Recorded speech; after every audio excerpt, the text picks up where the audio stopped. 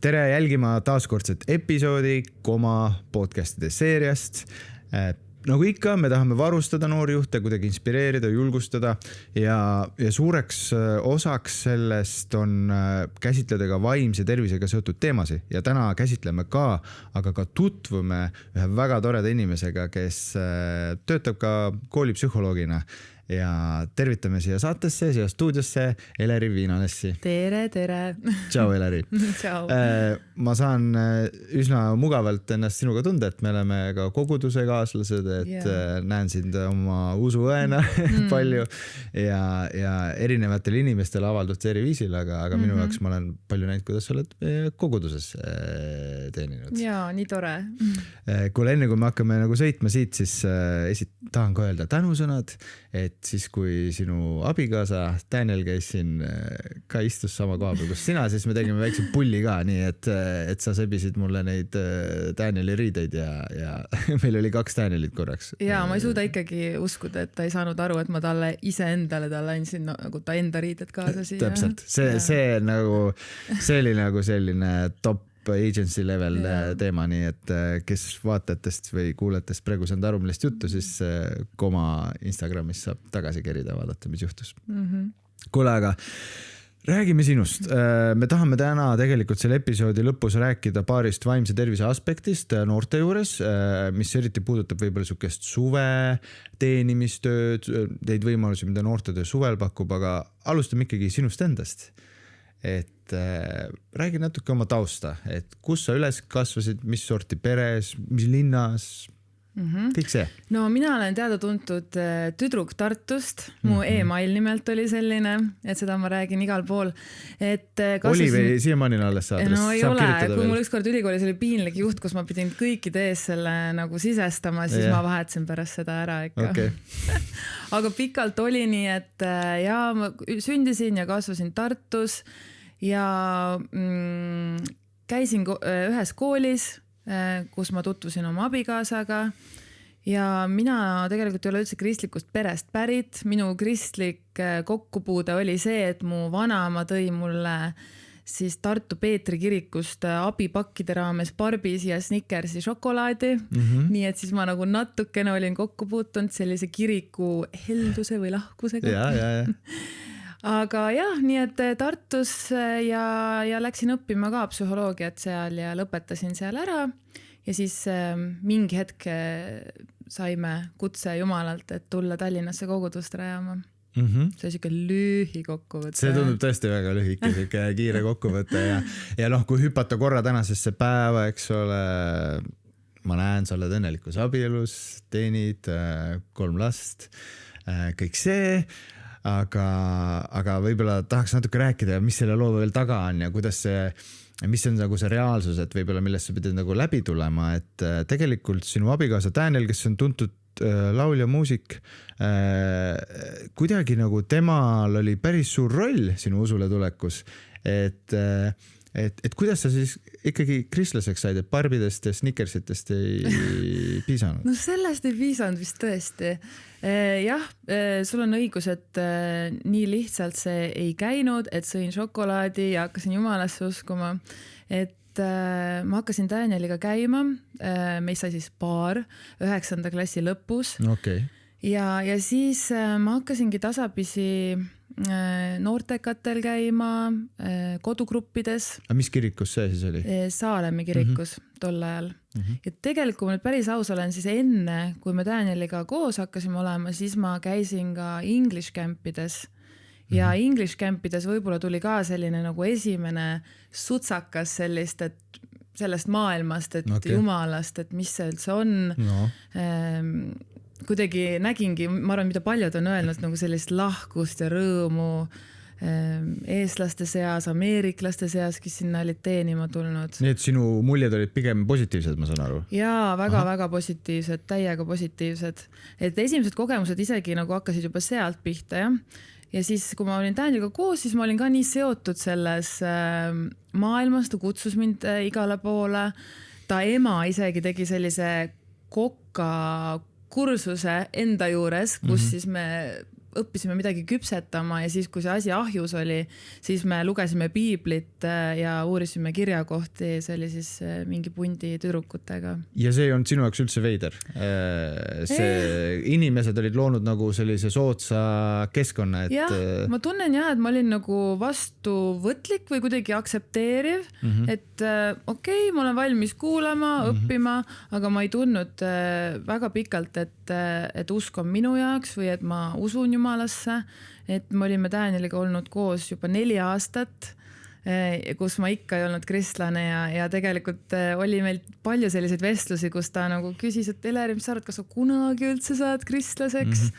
Või et selline natuke võib-olla lootus, et samas ma arvan, et tal oli lootust, aga natuke selline, et millal, et jah, see võttis aega minu puhul. Ja sest temast sai veel ka noortejuht on ju pärast, kui siis Saalemi punt rääs ristekoguduse.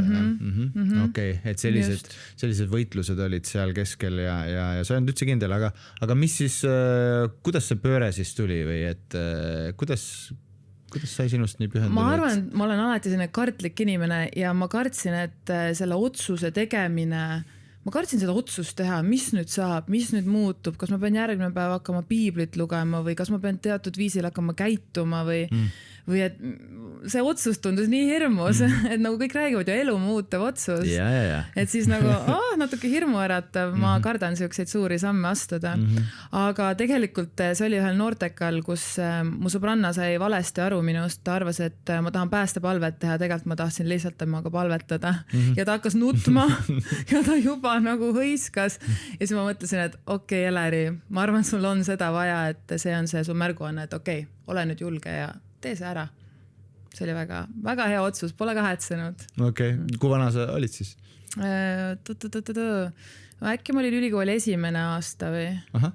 Nii et selleks ajaks olid mingi ala 5 aastat seda võitlust pidanud või et kuidagi teitinud tüübiga, kes on nagu kristlaste peres tugevas, kõiges nii edasi ja kuidagi kogu aeg see teema oli õhus. Ja just, aga samas keegi nagu ei avaldanud liigset survet mulle. Nad lasid olla mul selles. Ja samal ajal, kui ma ülistuslaule lausis, ma alati hakkasin nutma. Ja siis ma mõtlesin ka, et nagu midagi ju toimub, et ma nagu nägin. Aga mis siis edasi sai, et kui sa olid nagu oma otsuse ära teinud, te ju kohe ei tulnud Tallinnasse, pikk jutt lühidaks, Jumal kutsus teid, alustame siin kogudust, aga kuidas need vahepealsed aastad välja nägid ja võib-olla proovi sinna sisse rääkida ka seda, et kuidas sul see, kas sa seal ülikoolis õppisidki siis psühholoogiat või kuidas see psühholoogi kutsumus ellu tuli? Ja tegelikult ma olen alati kuidagi teadnud, et ma tahan psühholoogiat minna õppima. Et lihtsalt, ma ei tea, kuidagi tundus, et mul inimestega, mulle meeldib suhelda ja ma oma peres võib-olla proovisin või kuidagi lihtsalt olin selline nagu lepitaja, et kõikidel oleks head suhted ja siis tundus nagu hästi loomulik. Palju õdesi vendi palju? Mul on üks vanem vend. Üks vanem vend, okei. Ja, just, tervitused. et see oli kuidagi, ma lihtsalt teadsin seda. Aga muidu, kui ma kristlaseks sain, eks me siis mõned aastad veel, või päris mõned aastad veel käisime, enne kui me kihlusime ja siis me abellusime ja kolisime kokku ja siis me kuidagi koos teenisime ja meie juures toimusid kodugrupid, ma siiani ei tea, kuidas kõik ära isegi mahtusid sinna, et tänu Jumalale oli inimesi nagu, et üsna aktiivsed olime seal ristekoguduse töös ka. Ja kuhu need psühholoogia õpingud siis sind esialgu viisid, et kas sa juba Tartus ka töötasid sellel alal või kuidas see oli? Mina nii palju ise ka ei tea. Tartus oli meie, kus me elasime, siis selle kõrvalmajas oli üks selline koht nagu beebisport, et kus olidki beebid, väiksemad lapsed ja siis ma läksin sinna tööle. Tegin natuke sellist kunstiteraapilisi asju, voolimisi asju savist ja nõustamisi, et vaikselt alustasin seal, aga siis koolipsühholoogiks siis hakkasin siin Tallinnas. Et Jumal tõesti nagu hõbekandikul ulatas mulle selle töökoha, et oli august, septembris pidime kolima, augustis mul ma ei teadnud veel, kus me elame, kus me tööle lähme. Ja Jumal lihtsalt varustas, et istusin täpselt niimoodi, nagu meie siin istume ja siis üks no võib-olla nii kaugem sugulane siis ütles, Eleri, kas sa tahad minu asemel tööle tulla? Ja siis ma ütlesin, jaa, ma tahan. Okei. Oota, aga ja sellest on, ja see on olnud heas mõttes väga pikk aeg nüüd juba, eks ole, kui see on olnud olemas.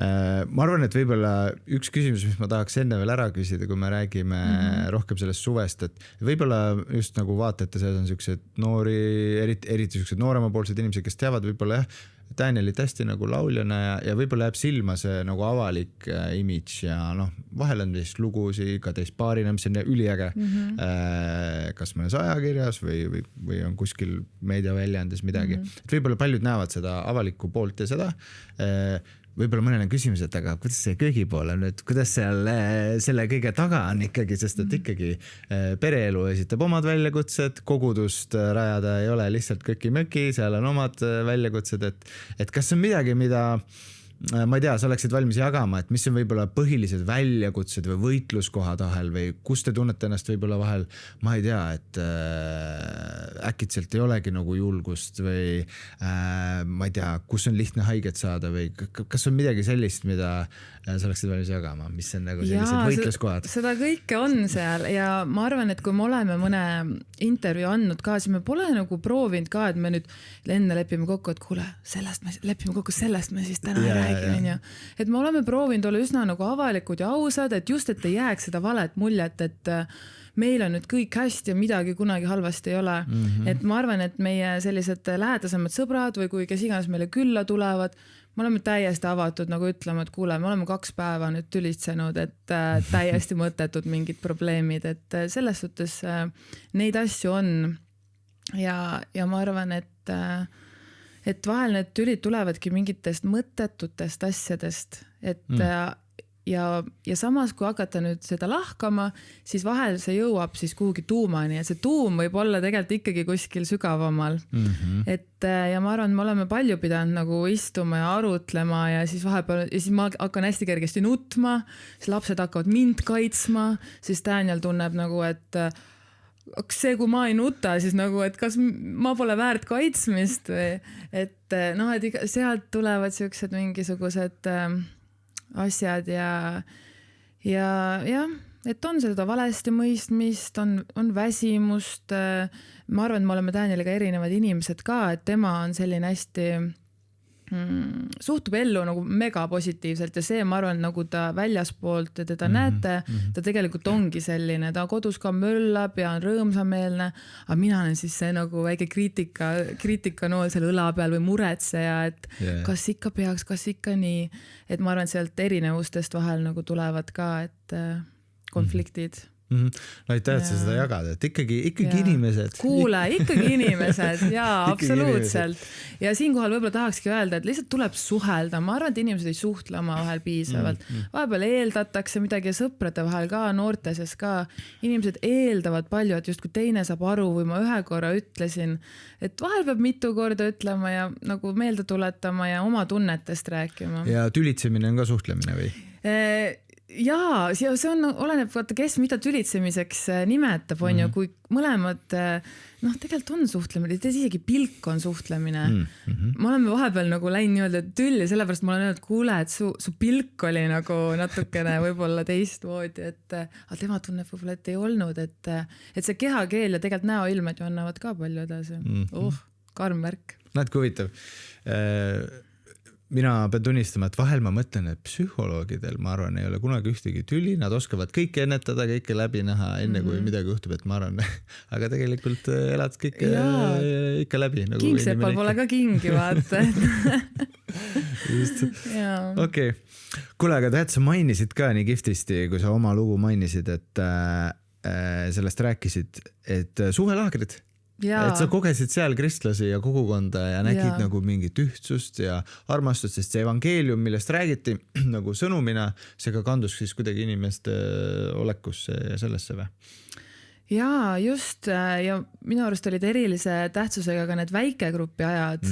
Ja noh, ma mäletan lihtsalt hästi eredalt seda mingisugust märtsi English campi ja kus olimegi seal, meie grupp oli seal hotellitoa, siis ameeriklane Lisa Hamer, temaga on nii nagu siiralt jagas oma lugu, oma kogemus ja see nagu tundus nii loomulik, et minu jaoks on hästi olulised olnud jah, nagu lugude jagamised. Okay. Aga suvelaagrid, super. Ja, et see on nagu eriline võimalus ja paljud elud seal muutuvad või vähemalt nad saavad nii kõnetatud nagu näiteks sina. Ja üks asi, millega võib-olla ka noortejuhid, keda noortenduskoma võib-olla otseselt varustab, me julgustame neid suvelaagreid korraldama või teisi, keda võib-olla laiemalt saavad kuidagi loodetavasti julgustust või ühesõnaga. Kõik teavad, Eestimaa kogudused tahavad teha suvelaagreid, ka talvelaagreid, erinevaid laagreid. Ja üks asi, mis võibki juhtuda, et inimesed kogevadki seal laagris siis seda noored, seda, et nad on armastatud, võib-olla esimest korda elus kogevad seda, kui nad tulevad väga raskest kodust, eks ole, et ei olegi nagu tundnud seda hoolt nii palju. Nad tunnevad, et Jumal teeb nende sees midagi, nii palju asju toimub. Ja siis äkitselt, kui see laager lõpeb, siis nad lähevad tagasi oma reaalsusesse ja nad võivad nagu seda enam, et seal oli nii eriline kogemus tänu Jumalale, hoopis nagu crashida nagu täiesti emotsionaalselt, tunda ennast nagu täiesti maas, nagu, et tegelikult reaalsus on see, et mul ei ole selliseid inimesi ümber, seda kogukonda ümber, et võib-olla nagu, ma ei tea, mida sina nagu nii-öelda eriti oma nagu armastusest psühholoogia vastu ütleksid, et mis siis selle noore nagu peas ilmselt toimub, et seal on see vaimulik aspekt, aga seal on ka see psühholoogiline aspekt ju. Et mis ta selles laagris kogeb, kui kõik on hästi ja mis ta siis peale seda toimub, et räägiks sellest natuke. Ja ma ise mõtlen küll, et tegelikult et vahel võib tunduda nagu, et see laagris kogetu äkki oli nagu mingi võlts asi, et ma pärast nagu ei koge seda, aga tegelikult see on täiesti reaalne. Ikkagi sel hetkel sa kogesid seda ja see on nagu täiesti reaalne.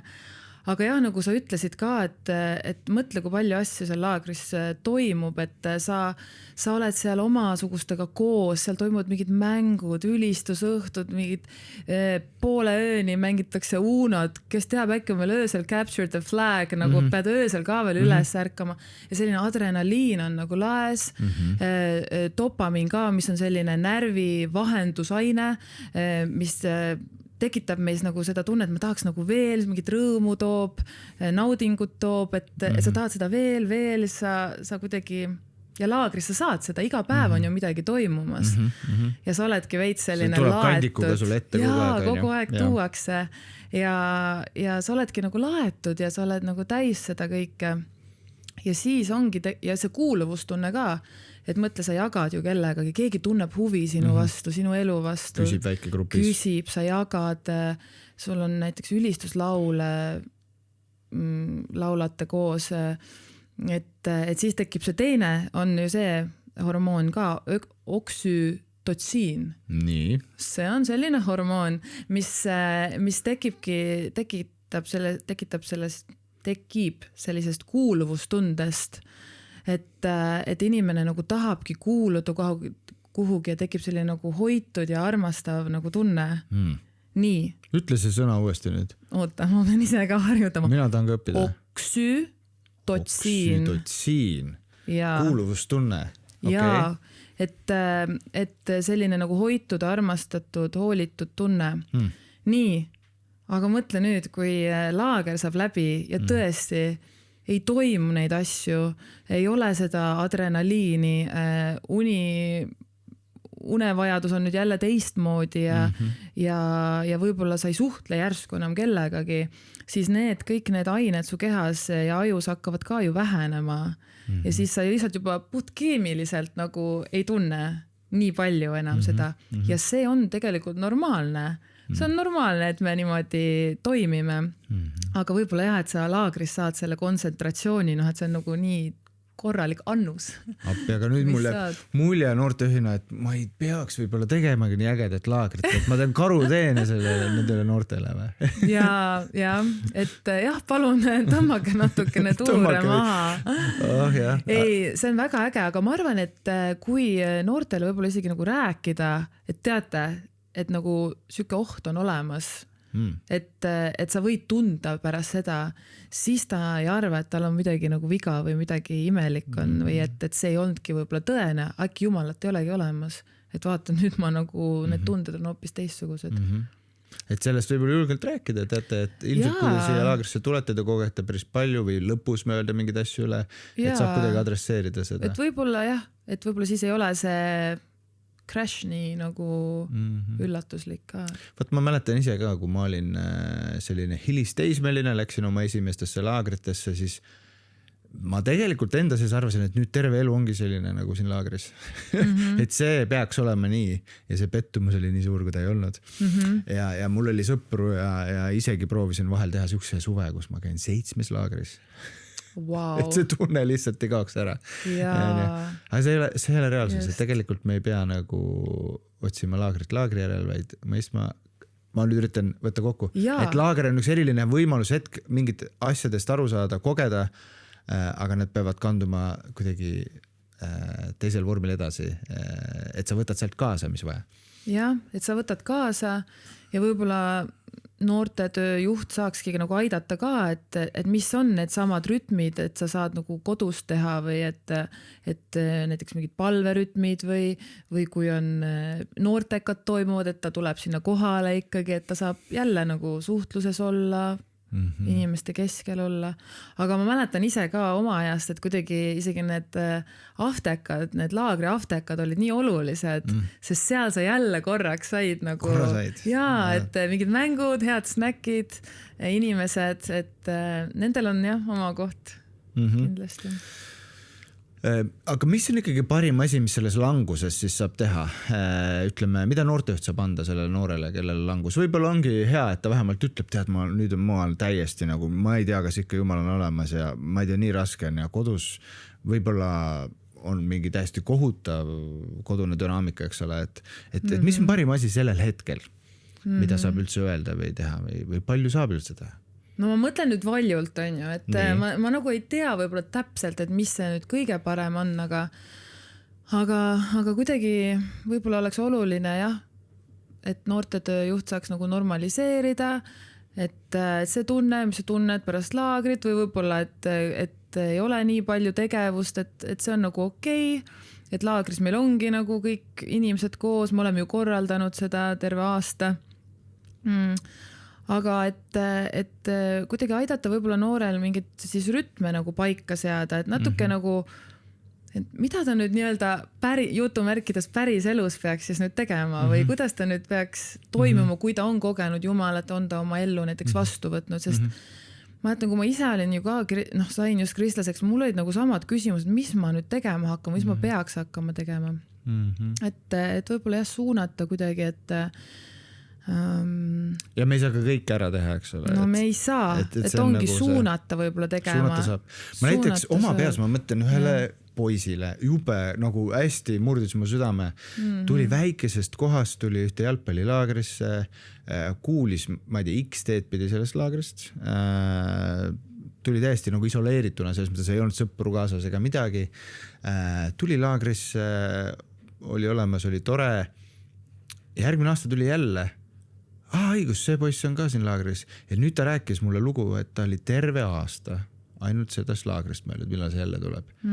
Ja siis ma küsisin, oota miks? Ja ta rääkis oma lugu ja ta ütles, et tegelikult teda kiusatakse, on ju tal üks vanematest ei ole kodus, keeruline dünaamika vanematega, et see on tegelikult ainus koht, kus ta tunneb nagu mingisugust nagu rahu või asja, tal lihtsalt pisarad tulevad. Ja mina juba mõtlen, ta läheb tagasi, ta läheb siit laagrist tagasi ja mida nagu, ta elab nagu tundide kaugusel minu keskkonnast nagu, et ta lihtsalt, ta ei ole isegi osa sellest kogudusest. Ja nagu ma olin ka selle küsimusest, mida ma nagu üldse talle kaasa annan, et vahel noortejuhid puutuvad kokku ka nii-öelda, random, keegi ei ole random, aga selles mõttes random kohast noortega, nad kuidagi leiavad tee laagrisse, tegelikult seal on mingi jumala juhtimine ja jääbki see küsimus, et kuidas me üldse suunata saan, eks ole. Ma ei tea, kas sa pead nüüd sellele vastama, aga see on minu lihtsalt näide, et vahel lihtsalt nagu mõtled, et mis tast nüüd saab? Esiteks, mõtle, su süda on nii ilusas kohas, et ongi, et su süda valutab edasi nende noorte pärast. Ja ma ausalt väga imetlen noortetööjuhte, kes ja üldse, et oma suve nagu book'ite ära põhimõtteliselt nende laagrite jaoks ja just, et ongi, et see ei ole see, et ma teen ära ja nüüd on kõik, vaid sa peadki seda suhet ju edasi hoidma ja looma. Et see on nii keeruline. Aga ma just mõtlen, et võib-olla see noor ei vajagi, et oleks nüüd see sama kõik, aga võib-olla talle piisab ka, et keegi tunneb ta vastu huvi, et aeg-ajalt küsid, kuidas läheb, helistad. Ma arvan, et Covidi aeg õpetas meid kõik, et Zoomis saab ka pidusi teha. Pidasime oma lapse sünnipäevagi Zoomis too aeg. Et võib-olla vahepeal üldse mingi siuke asi teha või eks teie teate võib-olla paremini, aga et ei pea, ma arvan, ka üle mõtlema noortetöö juhina, et vahel noor vajab lihtsalt, et ma olen suhtluses kellegagi.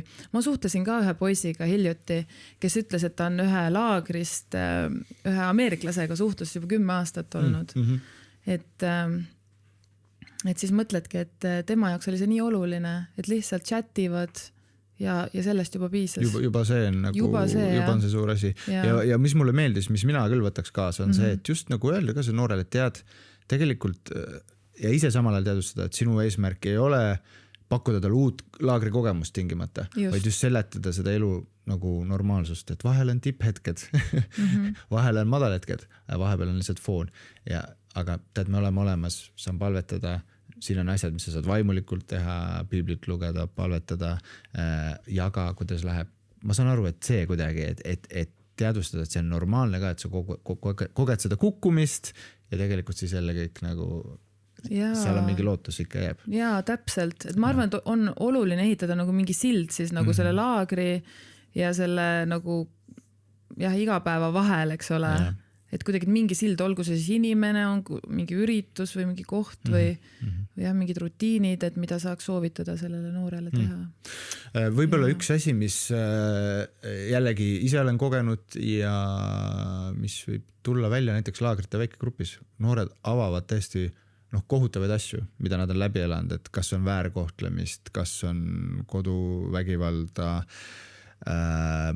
interneti kiusamise viisid on läinud halvas mõttes ja väga loominguliseks, et kuidas seal saaks kõige paremini aidata, et kuhu saab nagu suunata või mis sorti abi saab pakkuda, kui noor avab selliseid asju, mis palve teeb palju muutust, aga et kas on mingi asi, mida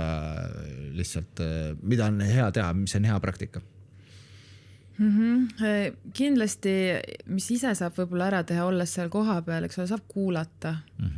Et lihtsalt kuulata ja vahel ei peagi tundma, et mul peavad kõik vastused olema, aga lihtsalt keegi ütleb, et ma mõistan sind, päris raske on sul ikka. Ja ma arvan, et see vahel võib tuua juba nii suurt lohutust. Jah, kui ta nüüd ei tulegi kuskilt nii-öelda kohalikust kogudusest juba, eks ole, et tal ei ole seda kontakti, et muidugi oma murega saab nagu paljudesse kohtadesse pöörduda, et ka tema ei pea jääma nagu üksinda. Nad vist ise ei hakka väga pöörduma. Keegi peab nagu aitama või? Jah, et sellest, et võib-olla noortejuhile endale on oluline teada neid kohti, et kuhu ta saab pöörduda, et on lasteabi, seal saab isegi chattida, sinna saab helistada, et see noor saab lihtsalt kirjutada anonüümselt. On koolipsühholoogide nõuandetelefon ja ausalt öeldes ma praegu mõtlen, et ka noortetööjuhid võiksid ju seda kasutada, et see on 1226 on see number, et sinna saavad helistada kõik noortega tegelevad inimesed, noored ise, õpetajad, lapsevanemad, lasteaiaõpetajad, et see on minu arust ka hästi hea võimalus, et sa saad lihtsalt kuhugi helistada, see on õhtuti vist kella 4-8. Ja sealt inimesed oskavad edasi aidata, et kui see mingi selgub veel nagu detaile ja asju selles olukorras, et kui tahta päriselt nagu lõpuni mingit lahendust leida. Ja, et noor saab sinna helistada ka noortetööjuht ka, et kui on, eks ole, hädas. Või kas sa mõtlesid üldse selliseid praktilisi kohti või sa mõtlesid nagu tegevus? Minul on ka näiteks olukord, kus keegi räägib mulle korduvalt on ju koduvägivalla juhtumitest. Hästi keeruline, kuidas sa sekkud pereellu, aga samas sa pead seda noort kaitsma, eks ole, et see nagu äkitselt sa oled asja ees, kus sa oled nagu noortekaid on lihtsam teha, kui praegu tegeleda selle küsimusega. ja see on jube raske, sest et mõnes mõttes see noor on ju usaldanud sulle selle info ja nüüd ütleme, et kui sa peaksid lastekaitsespetsialisti poole pöörduma anonüümselt, siis temale tullakse võib-olla koju vaatama. Noh, et see on nagu, tegelikult see on nagu keeruline. Ja, et sa võid tekitada, näiteks mina elasin väike kohas ja kõik tunnevad kõiki. Ja sa mõtled kohe, et nii ja ootab, kuidas need seosed on ja siis kõik teavad, et ikkagi mina olin see, kes selle kõne tegi.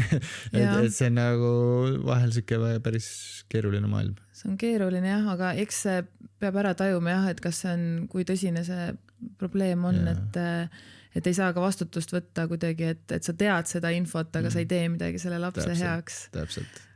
Siin me palume Jumala abi tõesti, et Jumal annaks tarkust, et mida teha. Just. Aga ühe koha mainin veel ära, sõbrad sõbrale nõustamiskeskuses saavad noored, osad saavad vist poole hinnaga ja saab ka täitsa tasuta nõustamist taotleda, nii et väga hea võimalus. Ja, see on siis täitsa ka kristliku kogukonna poolt pakutav võimalus veel, et seal on võib-olla veel see erisus. Ja sina oled ka seal? Ja mina olen nüüd ka seal. Super. Ja. Kuule, aga sellest suve asjast veel natuke rääkida. Suvi on üldse imelik aeg, et sellepärast, et äkitselt noored tunnevad, et mul on nüüd aega laialt, mul on palju vähem piiranguid, ma ei pea hommikul 7:15 tõusma või putru sööma või et ma võin tõusta 12 päeval, ma võin tõusta kell 2 pärastlõunal, kui ma tahan, ma võin mängida oma lemmikarvutimänge poiste näitel, ma ei tea, tüdrukutel on teised asjad, võib-olla need poisid tüdrukud suhtlevad omavahel, on ju. Mis võib-olla nagu, ma ei tea, mis siis toimub nagu üldse inimeste, aga ka noorte ajus suvel, kui sul on nagu terve maailm nagu natuke nagu lahti, et mis seal toimub ja võib-olla mis on nagu mingid ohud äkki seoses sellega? See ajab mind muigama, sellepärast, et mu oma pereliikmed on ka sellised, et kui me suvel Danieliga neile külla lähme, et siis kell 12 veel nagu kedagi näha ei ole. Nad magavad veel nagu päeval kell 12, et see on jah, selles suhtes päris naljakas. Nii et sa oled läinud lähedalt? Jaa, ma olen väga lähedalt läinud. Tegelikult ma olen ise ka kogenud, me vanasti ka, magasin ka 11, polnud mingit probleemi. Aga mis ajus toimub jah, et noortel ei ole aju veel välja kujunenud, et 25. 6. eluaastaks tegelikult öeldakse, et aju kujuneb välja selline nagu see prefrontaalne korteks ja otsustamine, ratsionaalne otsustamine. Nii et kui need piirangud kaovad, siis neil ei ole veel seda nagu sisemist reguleerimisvõimet, nagu seda motivatsiooni, et nad nagu ise nüüd reguleerivad oma aega, vaid nagu veits lähebki nii-öelda lappesse see unerütm.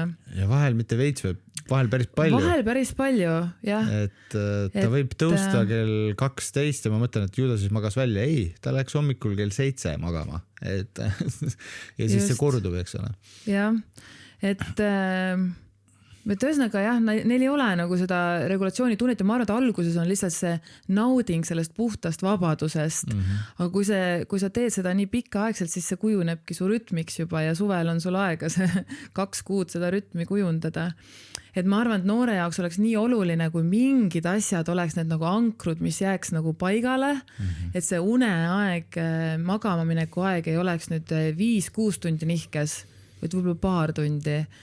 Et minu arust vahel tundub nagu, et see vabadus on nii hea ja toob nii palju rõõmu, aga tegelikult see just, ma arvan, piirab sind, sa oled väsinud, võib-olla su meeleolu on teine, su rütmid on paigast ära, sõbrad kutsuvad võrkpalli mängima, sa ikka magad, et mingid sellised ankrud oleksid head. Aga miks noored tahavad nagu niimoodi mõnes mõttes minna lasta kogu rutiinil suvel, et mis see psühholoogiline aspekt on siis, kas ongi see vabaduse otsimine või mis seal veel võiks olla huvitav? No ma ise mõtlen sellele, et kui sa ikkagi septembris, mingi juuni alguseni, sul on nagu kogu aeg koolis kindel rütm, kogu aeg on mingid kellaajad, kodutööd, trennid, et sul ei, sa sõltud nagu kellast, et siis see mõjub kuidagi nagu tõesti vabastavana, et et nüüd ma saan nagu puhata, ma saan nagu ise oma aega nagu reguleerida.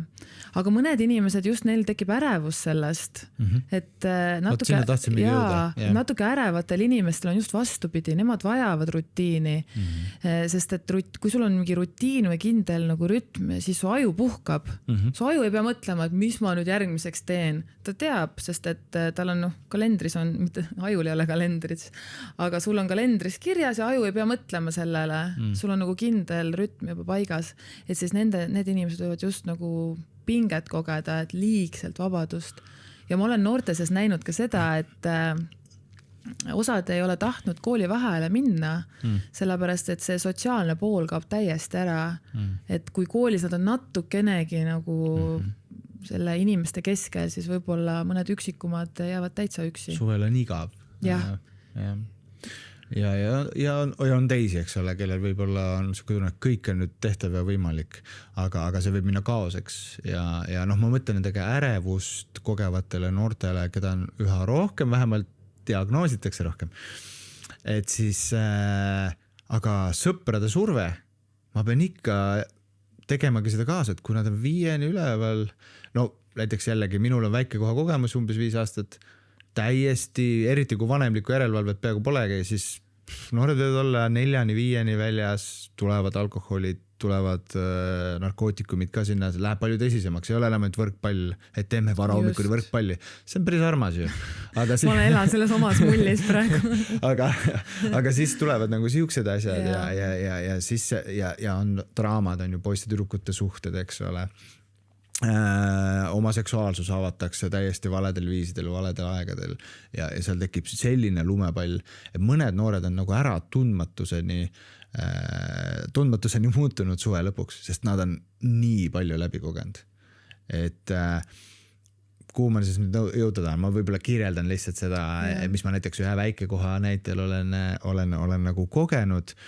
Aga võib-olla see küsimus, millele natukene võiks koos veel vastust otsida, et kuidas võtta siis suvest maksimumi, sest see on see kunistust aeg tegelikult, ilma et sul kaoksid nagu siis rutiinid täiesti ära või ilma, et see tooks ärevust, ilma, et see tooks nagu probleeme, mida kui sul on 5-6 tundi nihkes unerütm, et kuidas sa siis 1. septembril edasi paned, et juba raske on alguses. Et mida saab nagu ära teha, et võtta suvest maksimumi ikkagi, aga kuidagi tervislikult, et kas mingid trikke on, mida saab kommunikeerida noortele? Aitäh selle raske küsimuse eest. Sina nüüd peadki selle ära vastama. Jaa, see võiks olla ju lihtne, et ma ei tea, käidki sõpradega, teed midagi toredat, aga just see pool, mis sa kirjeldasid, et tegelikult kõigil ei ole nii lihtne ja võib-olla ei ole ka seda pere, kes toetaks, et kuule, lähme nüüd ühiselt randa või lähme nüüd teeme mingi grillpeo, et noored kuidagi peavad üksi hakkama saama, eks ole. Et kuidas seda vabadust kogeda? Kas lihtsalt saabki kommunikeerida kas või neid lihtsaid asju, et teha nad noored neid endid teadlikumaks, et kuule ärevuse probleemidest, asjadest, mis su ajus juhtub, kui sa nagu kõik lagunab, et võib-olla inspireerida neid kuidagi tekitama mingit rütmi, mingi plaani, kas sul on suveks tehtud kalender või midagi või? Kuule, kõlab hästi. Kõlab hästi ja mõne võib-olla see kalender, et kalender võib muidugi mõnda närvi ajada, jälle kalender, et ma viskasin just päeviku nurka, et ma ei viitsi enam. Aga jah, et mingid olulised asjad noorele meelde tuletada, et võib-olla, et see vabadus, mis me arvame, et on vabadus, et see võib-olla on tegelikult natuke sind ennast hävitav, et tegelikult piiridel ei ole midagi viga, et need võib-olla toovad just sind nagu aitavad kuidagi sul endal hakkama saada, sellist head enesetunnet hoida. Et kõik ei pea paigas olema ära planeeritud, aga ma arvan, et mõnes mõttes vahel võib-olla vabadus peitub selles, et mul on ikkagi kindlad söögirütmid või ma lähen enam-vähem samal ajal magama või erandeid ikka on, aga ja võib-olla planeerida mingeid asju. Ma arvan, et inimesel on oluline, kui tal on midagi oodata. See nagu tekitab hea enesetunde. Et leppida sõpradega kokku, näiteks nädala pärast teeme seda, saame seal kokku. See aitab nagu terve see nädal võib-olla olla positiivselt meelestatud, et isegi kui sa oled terve see nädal üksi, sa tead, et nädala lõpus meil on planeeritud see kokkusaamine. Et võib-olla see ka aitaks, et mingeid tegevusi natuke aidata mõelda välja. Näed, võib-olla idee siin noortejuhtidele mul endale ka, et suve alguses võid teha sükse noorteka, et panema suve unistused kirja, tekita mingi visioon, on ju. Kohe paneb teise valgusesse, siis sa tead, et sa pead tegema teatud otsuseid, et see visioon täituks, eks ole. See on väga hea mõte ja vahel ongi see, et see juba jääb su kuklasse, kui sa teed seda planeerimist võib-olla, eks ole, et sa juba need vastused on seal kuklas olemas. Kuule, üks küsimus, millega ma arvan, sa pead ise ka kokku puutuma, et need samad noortejuhid nüüd, me oleme rääkinud, mis nad peaks tegema, aga nad ise ka vajavad hoolt. Sinu kogemus, olla koolipsühholoog, eks ole, kindlasti kuuled väga erinevaid lugusid. Kuidas sa nagu ise ennast nagu hoiad? Et see võib olla päris kurnav ja koormav lõpuks kuulda paljusid lugusid ja ei ole, ma ei tea, kas sul on lihtne välja lülitada pärast, võib-olla oled kuulnud väga keerulist juhtumit? Ja eks ma seda kartsin ka, kui ma seda tööd alustasin, et ma ennast pean ka pigem empaatiliseks inimeseks ja asjad lähevad hinge, aga vot seal kuidagi suudan rohkem ennast välja lülitada. Ja võib-olla vist ongi lihtsalt see, et lihtsalt selle korrutamine, et ma ei saa võtta vastutus selle inimese elu eest. Et ma ei saa. Ma saan olla talle toeks, abiks, kuulata teda, aga lõpuks ma ei saa ja eriti teil noortejuhtidena ka, kui teil on nii palju noori, te ei saa kõikide eest vastutada. Ja ma arvan, et siin on oluline ka lihtsalt jättage Jumala hooleks, et mõeldagi, et tegelikult Jumal on võimsam ja suurem ja tema on väga hea hoolitseja, et tema samuti võib panna nende noorte teele inimesi, kes nende eest hoolitsevad, et võtta see nagu pinge maha selles osas, et vastutus on nagu ainult sinu õlul ja vahel ka jagada vastutust, et võib-olla on keegi raske noor, kellega sa ei jaksa üksi tegeleda, et siis nagu kutsuda kampa, et kuule, teeme koos seda, oleme nagu koos tema eest väljas või et jagada vastutust. Jah, see on selles mõttes ka veel huvitav teema, et vahel on ka niimoodi, et näiteks mul endal on niimoodi, et minul on alati augustis puhkus, aga siis on just laagrid ära olnud ja sageli need noored just siis tahavad kirjutada palju ja mul on jupe raske oma puhkuse aega kaitsta. Ma väga ju armastan seda noort, tahan nagu anda talle ikkagi midagi, aga teisest küljest ma nii väga vajan seda puhkust. Ma ei tea, kas sul üldse on vastus sellele, aga kuidas sa oma nagu puhkust üldse saad kaitsta, kui sa tegeled kogu inimestega? Või mida Indrek peaks endale ütlema selle puhkuse ajal? Ma saan sellest täiesti aru, sest ma arvan, et koguduse, kui ma olen nagu aktiivne koguduse liige, eks ole, ja kogukonna juht, siis see on tegelikult sama, et kui ma panen lapsed magama, lähen õhtul diivanile, kas ma siis hakkan nagu, seal on ka ju inimesi, kes vajavad nagu küsimusi, peaks suhtlema, et mis ma siis teen. Aga ma arvan, et nii hea oleks, kui näiteks noortetöö juht annab juba teada, et tal on puhkus või et juba ja samas, et ülihea on see, et teil ongi ette planeeritud see puhkus, muidu oleks jube raske vist võtta. Aga huvitav, et kas on kuidagi, kas puhkuse asendajaid teil ei ole või, et saab üle võtta selle suhtlemise osa või? Kuidas kellelgi on, eks ole, korraldatud, aga meie noorteühenduskoma käib kollektiivselt puhkusel ja alati mõtleme, et kuidas me teeme selle, et see järeltöö oleks olemas, see on siuke olnud. Aga siis öeldagi, et millal puhkus läbi saab, et ma arvan, et tegelikult kui on midagi kriitilist, ma arvan, et sa saad aru, et sellist lihtsalt jututamist, ma arvan, see kannatab oodata ka. Tööda, kuule, ma tahan ennast täiesti välja lülitada, sest et oluline on mõnes mõttes ju see ka, et teie näitate ka eeskuju, et kuidas siis puhkamine käib või et ma arvan, et puhkus on isegi teenimise eeldus. Et kui me mõtleme, et Jumal ei ka puhkepäeva, eks ole, see Ameerika USA kalendris on ju see pühapäev ja siis tuleb see terve nädal. Ja, et see on nädala esimene päev on pühapäev. Just, jah. Ja sa nagu kuidagi puhkad enne ja siis lähed nagu vastu, et see võib-olla seda lihtsalt meeles pidada, et tegelikult see on oluline, et sul oleks pärast anda nendele noortele jälle midagi. Jah, ja Jumal on kutsunud sind lihtsalt nagu kasutab sind kui tööriista nende noorte heaks, et kui sinul on vahepeal vaja seda oma aega, et siis nagu oma aega jumalaga, siis kõik on hästi. Tema kontrollib kõike, nii et hoiame seda ka meeles.